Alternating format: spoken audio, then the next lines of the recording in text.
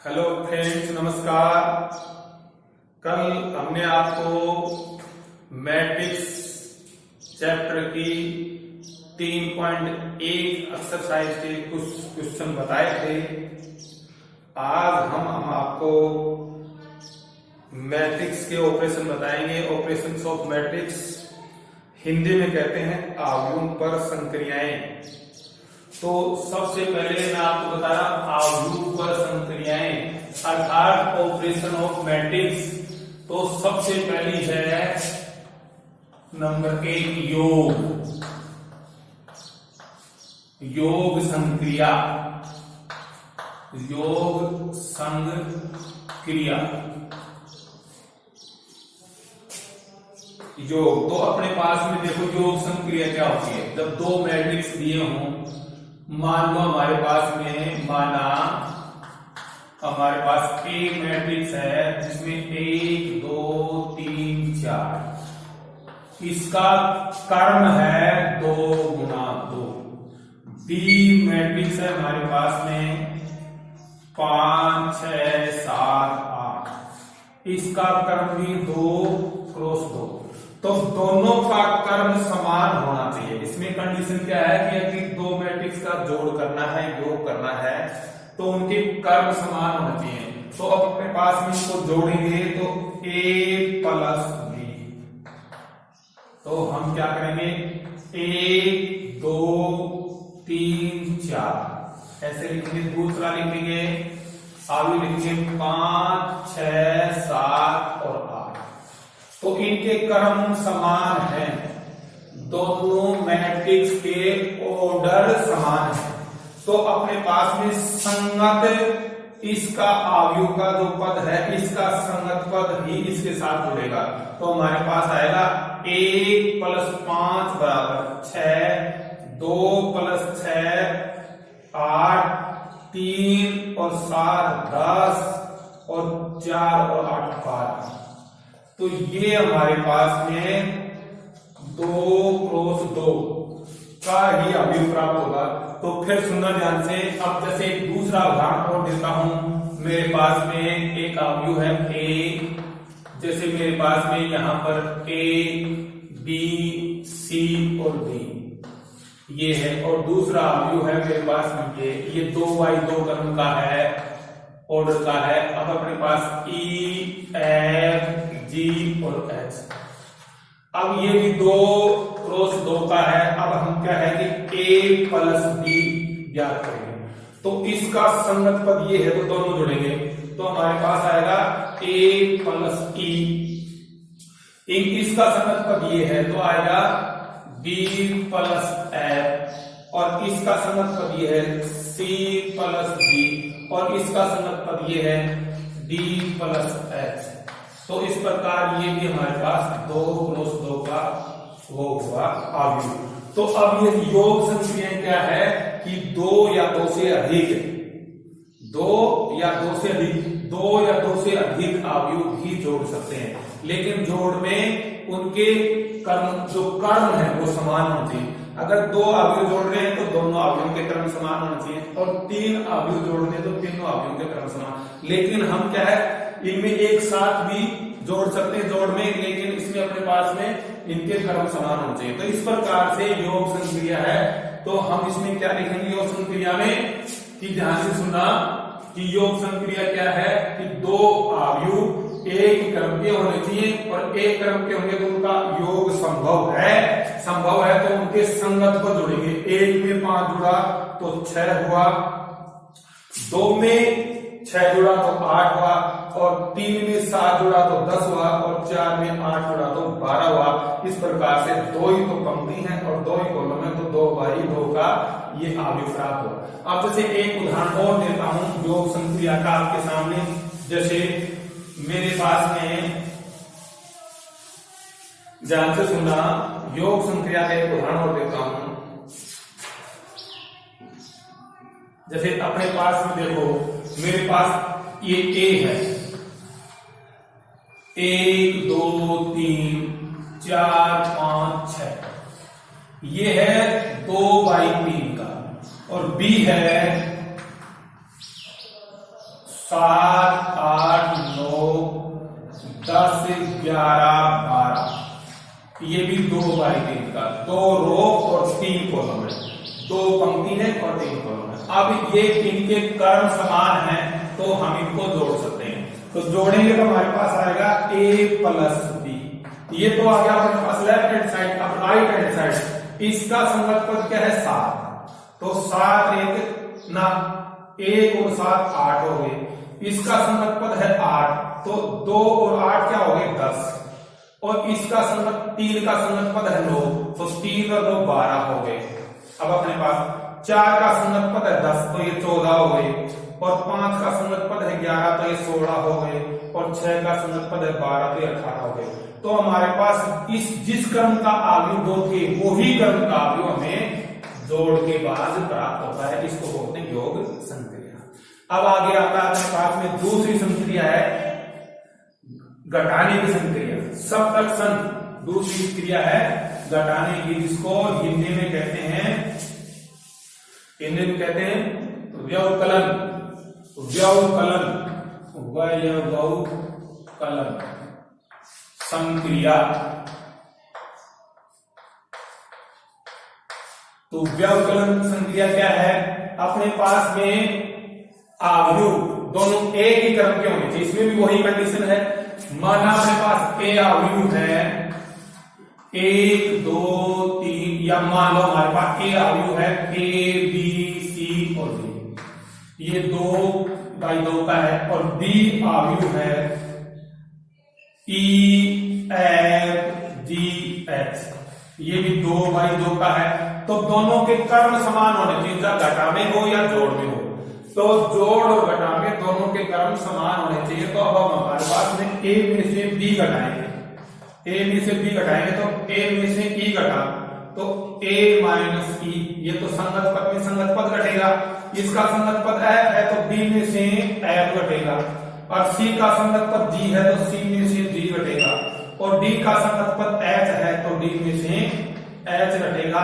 इस प्रकार हमारे पास 2/2 का ये आव्यूह हुआ।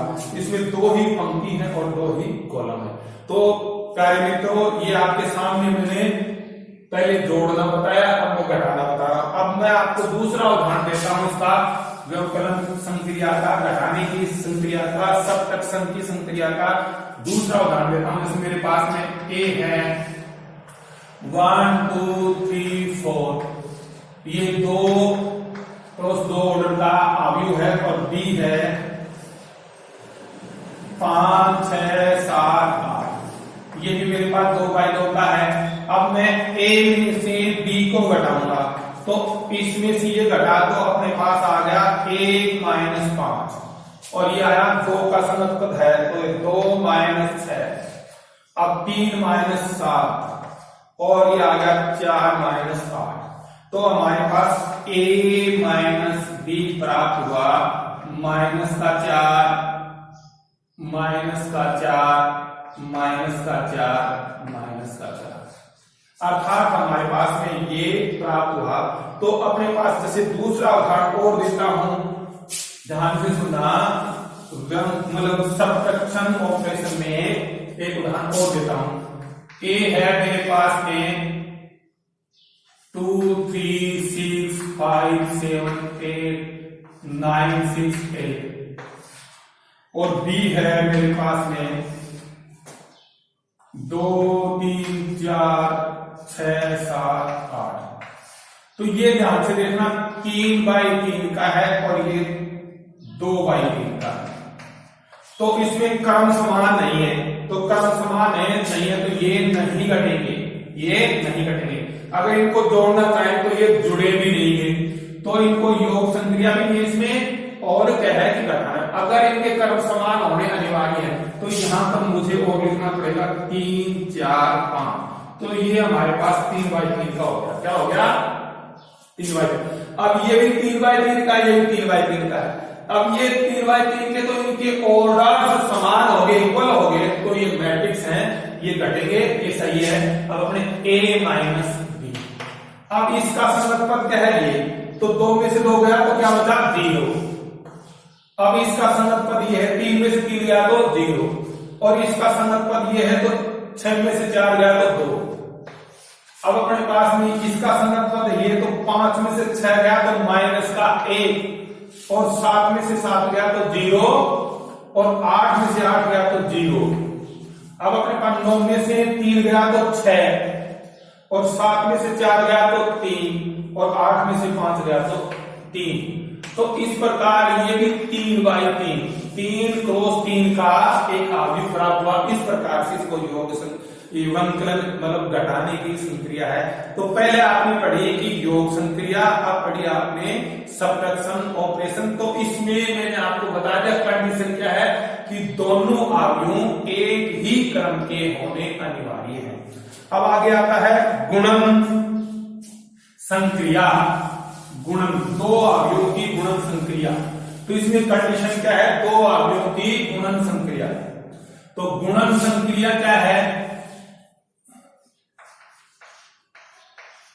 गुणन संक्रिया कि दो अवयवों को गुणा करना है। तो इसमें एक ही क्रम का होना जरूरी नहीं है। इसमें क्या जरूरी है, ध्यान सुनना। मेरे पास देखना कि एक अवयव है 1 2 3 4, ये 2/2 का, और एक अवयव है b, ये है हमारे पास में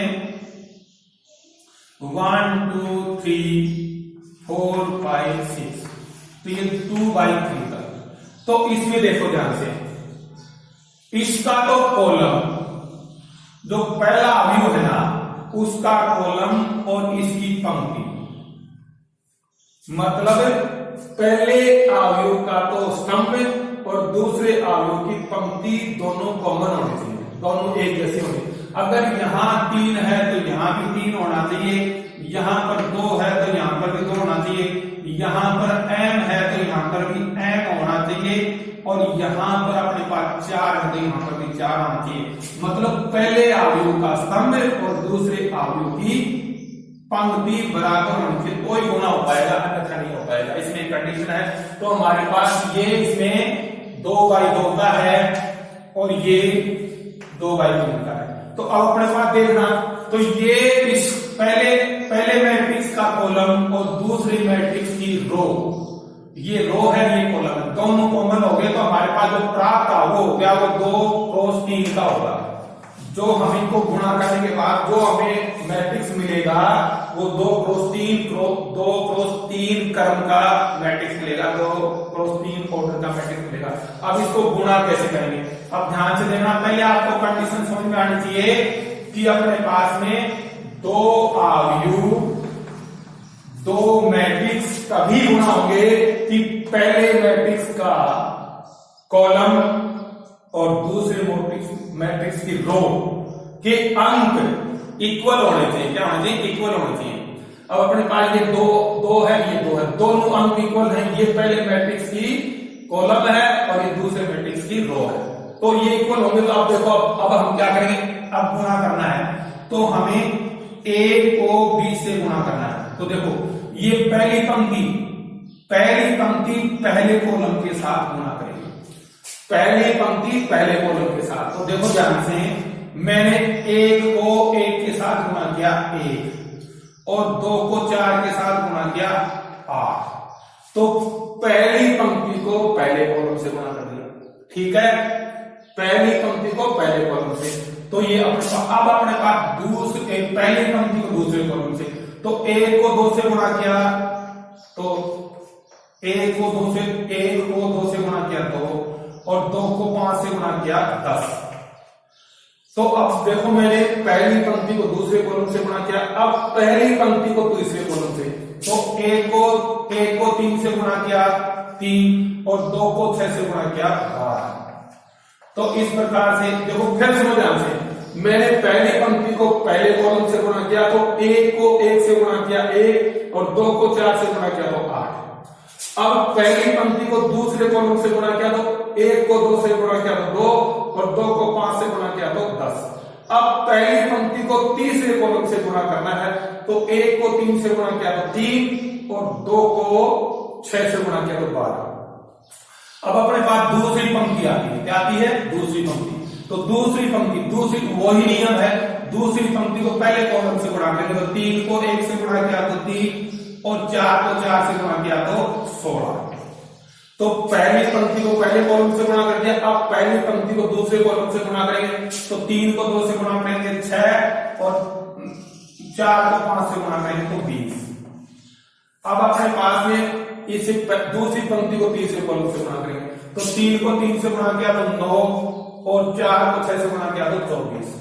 तो इस प्रकार से हमारे पास में एक भी प्राप्त हुआ कि ये तो 9 हो गया और ये हो गया 12 और ये हो गया 15 और ये हो गया 19 और ये हो गया 26 और ये हो गया 33। तो मैंने आपको कहा था कि जो हमारे पास गुणा करने के बाद जो प्राप्त अवयव होगा इन दोनों को छोड़ के जो रिमेनिंग बचते हैं 2 पंक्ति 3 कॉलम। तो देखो इसमें 2 पंक्ति है और 3 कॉलम है तो 2/3 का ये अवयव प्राप्त हुआ। फिर ध्यान से गुणन संक्रिया क्या है, जब 2 अवयव दिए हुए हों और उसमें ये नियम है कि अपने पास में पहले अवयव का कॉलम और दूसरे अवयव की पंक्ति के जो अंक है वो कॉमन होने चाहिए, एक जैसे होने चाहिए, इक्वल होने चाहिए, तो ही गुणा संभव है, अन्यथा नहीं है। तो अब अपने पास हम क्या है, ये तो 2/3 क्रम का है, 2/2 का, लेकिन इसका कॉलम और इसकी पंक्ति दोनों बराबर है, इसलिए इनका गुणा संभव है। अब अपने पास में अब गुणा करने की क्रिया क्या है, गुणा करने का तरीका क्या है, रो को कॉलम से गुणा करेंगे। तो पहली पंक्ति को पहले कॉलम से गुणा किया तो पहला पद आया और पहली पंक्ति को दूसरे कॉलम से किया तो दूसरा पद आया और पहली पंक्ति को तीसरे कॉलम से गुणा किया तो तीसरा पद आया। तो इस प्रकार से पहली रो के 3 पद आ गए। अब अपने पास दूसरा जो पंक्ति है, दूसरी जो रो है, उसको उसी प्रकार गुणा करेंगे। तो हमने दूसरी पंक्ति को पहले कॉलम से गुणा किया तो हमारे पास में ये दूसरी पंक्ति का पहला पद आ गया और अब अपने पास उसमें पंक्ति को दूसरे कॉलम से करेंगे तो दूसरी पंक्ति का दूसरा पद आ गया और फिर इस पंक्ति को तीसरे कॉलम से गुणा करेंगे तो ये अपने पास में दूसरी पंक्ति का तीसरा पद आ गया। तो इस प्रकार से इनको जोड़ेंगे तो हमारे पास में ये 2 पंक्ति हो गई और 3 स्तंभ हो गए, तो 2/3 का ये हमारे पास अवयव प्राप्त हो गया। इस प्रकार से आपको समझ में आ गया होगा। प्यारे मित्रों, गुणा संक्रिया में अपने पास 2 या 3 मैट्रिक्स का गुणा करना है तो पहले अपने को 2 का गुणा करना पड़ेगा, उसके बाद जो उत्तर आएगा उसके तीसरे से गुणा करना पड़ेगा। डायरेक्ट इसको गुणा नहीं कर सकते।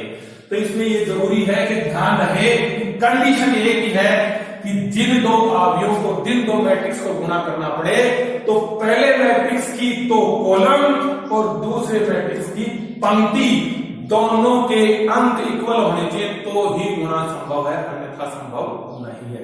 ये मैंने आपको बता दिया। इस प्रकार से गुणन संक्रिया है। तो ये आपके पास में अब आगे आता है, ये आ गया। पहले तो मैंने आपको जोड़ बताया, घटा बताया, अब गुणा बता दिया और अब मैं बता रहा हूं आप में सदिश गुणन, अदिश गुणन, अदिश गुणन। अदिश क्या होती है? अदिश एक राशि है, स्केलर राशि है जिसमें जिसका कोई परिमाण या डायरेक्शन, मतलब डायरेक्शन नहीं होती, उसका परिमाण। जैसे अपने पास में किसी संख्या से किसी अवयव को गुणा करना, जैसे मेरे पास a अवयव है और मेरे पास ये k एक अदिश राशि है और इसमें मेरे पास ये a b c d e f, ये मेरे पास 2/3 का है। तो जो ये अदिश राशि है ये इस मैट्रिक्स के सभी तत्वों से गुणा करेगा।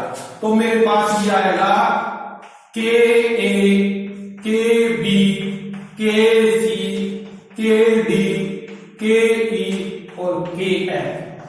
तो इसलिए मैंने आपको बता दिया अदिश गुणन, किसी मैट्रिक्स में अदिश गुणन करना पड़ता है या कोई अदिश राशि का गुणा करना पड़ता है तो वो उस मैट्रिक्स के सभी एलिमेंट से गुणा खाएगा। जैसे उदाहरण के लिए दूसरा और बता देता हूं, आपके पास उदाहरण है। जैसे मैं आपको बताऊं, मेरे पास में है a बराबर, ये 2 से गुणा करना है, ये 1 2 3 4 पास अदिश राशि है 2 और इसमें इस मैट्रिक्स के सभी तत्वों से गुणा करके आएगा, तो इसको अदिश गुण क्या होगा, 2 एकम 2, 2 दूनी 4, 2 तिया 6, 2 चौका 8, 2 पंजू 10 और 2 छकी 12। इस प्रकार से ये 2/3 का था, तो ये 2/3 का हुआ प्राप्त। तो ये अदिश गुण है, तो अदिश राशि से गुणा करेंगे तो उस मैट्रिक्स के सभी एलिमेंट्स के साथ में गुणा होगी, तो वो संक्रिया सही होगी, अन्यथा गलत है। इस प्रकार से अदिश गुण ये जो 4 चीजें बताई आपको, अब मैं फिर बताने जा रहा हूं, ध्यान से सुनना। 4 क्रियाएं हैं। नंबर 1 योग संक्रिया। योग संक्रिया में क्या कंडीशन है कि 2 अगर मैट्रिक्स को जोड़ना है तो उनके ऑर्डर्स समान होने चाहिए, समान ऑर्डर्स के होने चाहिए तो जुड़ पाएंगे, क्योंकि अपने पास उनके संगत पद जुड़ते हैं अपने पास में। तो अगर पहला अवयव 2/2 का है तो दूसरा भी 2/2 का ही होना चाहिए। अगर पहला अवयव m गुणा n का है तो दूसरा अवयव भी m गुणा n का ही होना चाहिए, तो ही जुड़ पाएगा, अन्यथा नहीं जुड़ पाएगा। आगे आती है घटाए संक्रिया, सब्ट्रैक्शन ऑपरेशन। इसमें क्या है कि 2 अवयव है वो भी सेम मतलब सेम क्रम के होने चाहिए, सेम ऑर्डर के होने चाहिए। अगर पहला अवयव 2/2 का है तो दूसरा भी 2/2 का ही होना चाहिए, क्योंकि जो कॉरस्पॉन्डिंग एलिमेंट्स हैं वो एक दूसरे में घटते हैं, तो संगत पद में संगत पद ही घटेगा, इस प्रकार से प्राप्त होगा। दूसरा आता है तीसरा आता है गुणन संक्रिया। गुणन संक्रिया में ये नियम है, पहला अवयव का कॉलम का जो अंक है वो और दूसरे अवयव की जो रो का अंक है वो दोनों इक्वल होने चाहिए, तो ही गुणा संभव है, अन्यथा गुणा संभव नहीं। और गुणा करने की क्रिया है कि पहले अवयव की पंक्ति से पहले कॉलम को गुणा करो तो पहला पद प्राप्त होगा, जो रिजल्टेंट का जो अवयव प्राप्त होगा, और उसके बाद में अपने पास में पहले मैट्रिक्स की पहली पंक्ति को दूसरे कॉलम से गुणा करेंगे तो दूसरा पद प्राप्त होगा, और पहले मैट्रिक्स की पहली पंक्ति को तीसरे पद कॉलम से गुणा करेंगे तीसरा पद प्राप्त होगा। इस प्रकार से पहली पंक्ति प्राप्त हुई और फिर इस प्रकार से दूसरी पंक्ति से पहले कॉलम को दूसरे कॉलम को तीसरे कॉलम को गुणा करने से 3 पद प्राप्त होंगे दूसरी पंक्ति के, तो इस प्रकार से 2/3 का हमारे पास प्राप्त हुआ। इसी प्रकार आगे आता है सदिश गुण। सदिश राशि क्या होती है, जो संख्या जिसका कोई डायरेक्शन ना हो, दिशा ना हो, उसे सदिश राशि कहते हैं। उसका परिमाण तो हो सकता है 2, 3, 4 उसकी, लेकिन उसका डायरेक्शन ना हो, तो इसलिए उसको किसी चीज से गुणा करेंगे तो वो मैट्रिक्स के सभी तत्वों से गुणा करेंगे। जैसे मैंने आपको बताया था, ये आपके सामने हो गया। तो ये इस प्रकार से आपके सामने एक वीडियो मैंने प्रस्तुत किया, ऑपरेशन ऑफ दी मैट्रिक्स। तो ये बताऊं, अगला जो हमारे पास जो वीडियो आएगा ये आएगा properties of the matrix of addition. जोड़ की जो एडिशन की प्रॉपर्टीज है वो मैट्रिक्स की आएगी, वो बताऊंगा। तो मेरे आपसे हाथ जोड़ के निवेदन है कि कोई चीज इसमें समझ नहीं आए तो मुझे दोबारा मुझसे पूछ सकते हैं। नमस्कार।